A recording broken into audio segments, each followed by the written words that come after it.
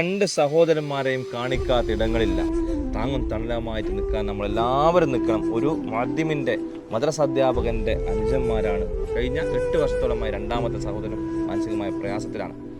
വീട്ടിൽ പോലും നിൽപ്പിക്കാൻ പറ്റാത്ത അവസ്ഥ. വീട്ടിലെ 2 പേരെയും ഇന്ന് കോഴിക്കോട് ജില്ലയിലെ കാപ്പാട്ടുമാലയിലാക്കിയിരിക്കുകയാണ്. ജ്യേഷ്ഠൻ ഒരു ഉസ്താദാണ്, ഒരു മദ്രസാധ്യാപകനാണ്. ആ ഒരു മദ്രസാധ്യാപകന് എത്ര ശമ്പളം കിട്ടുമെന്ന് എല്ലാവർക്കും ഊഹിച്ചാൽ മനസ്സിലാകുന്നത് മാത്രമേ ഉള്ളൂ. കാസർഗോഡ് ജില്ലയിൽ നിന്നും കോഴിക്കോട് ജില്ലയിലേക്ക് വണ്ടിക്ക് പോലും വരാൻ പൈസ ഇല്ലാത്ത അവസ്ഥയിൽ വല്ലാത്ത പ്രയാസത്തിലാണ്. എന്താണ് ചെയ്യേണ്ടതെന്നറിയില്ല. വീട് പോലും ഇല്ലാത്ത അവസ്ഥയിൽ ആരോട് കൈനീട്ടിട്ടാണ് എങ്ങനെയാണ് ജീവിതം മുന്നോട്ട് കൊണ്ടുപോയത് എന്ന് ആ ഒരു കുടുംബത്തിൻ്റെ നാഥനായ ഇവരുടെ ജ്യേഷ്ഠന് മാത്രമേ ഉള്ളൂ. എൻ്റെ മുഖം കാണിക്കാതെ ആരെങ്കിലും സഹായം ഞങ്ങൾക്ക് തരികയാണെങ്കിൽ ഞങ്ങളത് ഇരുകൈയിൽ നീട്ടി സ്വീകരിക്കും. പലയിടങ്ങളിലും അദ്ദേഹം കടക്കാരനായി മാറിയിരിക്കുകയാണ്. കാണുമ്പോൾ നല്ല തലക്കെട്ടും ഡ്രസ്സും താടിയൊക്കെ വെച്ച് പോകുമ്പോൾ ഏതൊരാൾക്കും മനസ്സിലാകും ഉസ്താദന്മാർക്കൊക്കെ എന്ത് കടമാണ്. പക്ഷേ ഒരു കുടുംബത്തിൽ ഇങ്ങനത്തെ പ്രയാസങ്ങൾ വരുമ്പോൾ, സങ്കടങ്ങൾ വരുമ്പോൾ ആരോടാണ് റബ്ബെ കൈനീട്ടേണ്ടതെന്നിട്ട് നെട്ടോട്ടമോടുന്ന സമയത്ത് ഞങ്ങളെ സമീപിച്ചപ്പോൾ ഞങ്ങൾ പറഞ്ഞൊരു കാര്യമുണ്ട്. ഇൻഷാ അല്ലാഹ് ഉസ്താദെ, ഈ ഒരു സങ്കടങ്ങൾ, ഈ ഒരു പ്രയാസങ്ങൾ ലോകത്ത് ആരെങ്കിലും സഹായിക്കാനുണ്ടെങ്കിൽ തീർച്ചയായിട്ടും സഹായിക്കും. നിങ്ങളാൽ കഴിയുന്ന 10 രൂപയാണെങ്കിൽ 10 രൂപ കൊടുത്തു കഴിഞ്ഞാൽ ഇന്ന് ആ കടം കൊണ്ട് വരയുന്ന പ്രയാസപ്പെടുന്ന കുടുംബത്തിന് എന്തെങ്കിലും ഒരു പരിഹാരമാകും. നമുക്കറിയാം, നമ്മുടെ കുടുംബത്തിൽ, നമ്മുടെ ബന്ധങ്ങളിൽ എന്തെങ്കിലും ഒരു പ്രയാസം ഉണ്ടായിക്കഴിഞ്ഞാൽ താങ്ങാവാനും തണലാവാനും ആരെങ്കിലും ഉണ്ടാകും. ഒരു 100 രൂപ റോളിങ് ചെയ്യാൻ പോലും ആരെങ്കിലും ഉണ്ടാകും. അയാൾ പറഞ്ഞിട്ടും ഉറുദി പറഞ്ഞിട്ടൊക്കെ എന്തെങ്കിലും ഒരു പൈസ കിട്ടിക്കഴിഞ്ഞാൽ ആ പൈസ പോലും തികയാത്ത അവസ്ഥയിലാണ്. എന്താണ് ചെയ്യേണ്ടത്? ഉസ്താദ് പറയേണ്ടത് ഞാൻ ജോലി ചെയ്യുകയാണോ വേണ്ടത്, അല്ലെ ഈ പറഞ്ഞ 2 സഹോദരന്മാരെ കാണാനോ വേണ്ടത്? അവരെ ചികിത്സക്ക് പണമില്ലാതെ ഞാൻ നെട്ടോട്ടിടണം.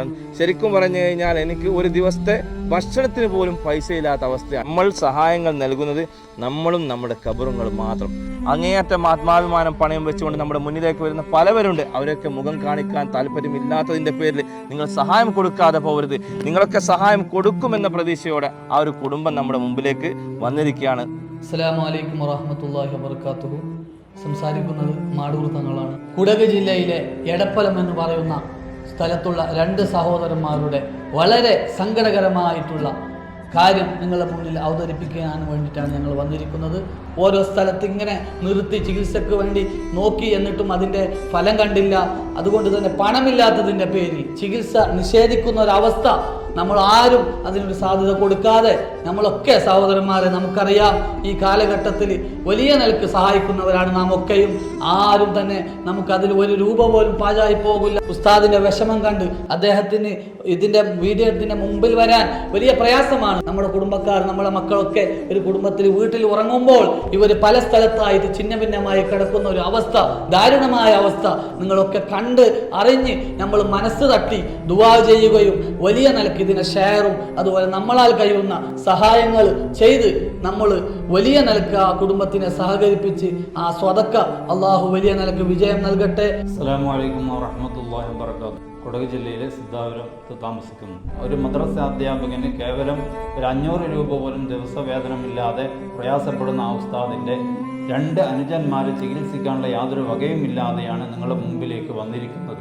എല്ലാവരും ആ ഉസ്താദിൻ്റെയും ആ കുടുംബത്തിൻ്റെയും പ്രയാസം മനസ്സിലാക്കിക്കൊണ്ട് ആ ചികിത്സയ്ക്ക് വേണ്ടുന്ന എല്ലാ ധനസഹായവും നിങ്ങൾ ചെയ്തു കൊടുക്കണം. അള്ളാഹുവെ, ഞങ്ങൾ ഈ സമയത്ത് വന്നിരിക്കുന്നത് 2 നമ്മൾ സഹോദരന്മാർക്ക് റഫീഖിനും കരീമിനും അള്ളാഹുവെ അദ്ദേഹത്തിന് സഹായിക്കുന്ന ആളുകൾക്കൊക്കെ അർഹമായ പ്രതിഫലം നീ നൽകണം റഹ്മാനെ. അവിടെ ചികിത്സയും അവിടെ എല്ലാ കാര്യവും അള്ളാഹുവെ നീ ഏറ്റെടുക്കണം റഹ്മാനെ. ഇതിനുവേണ്ടി സഹായങ്ങൾ ചെയ്യുന്ന ആളുകൾക്ക് അള്ളാഹുവെ വലിയ സദക്കയുടെ പ്രതിഫലം ഈ ദുനിയാവിലും നാളെ ആഖിറത്തിലും നീ നൽകണം റഹ്മാനെ.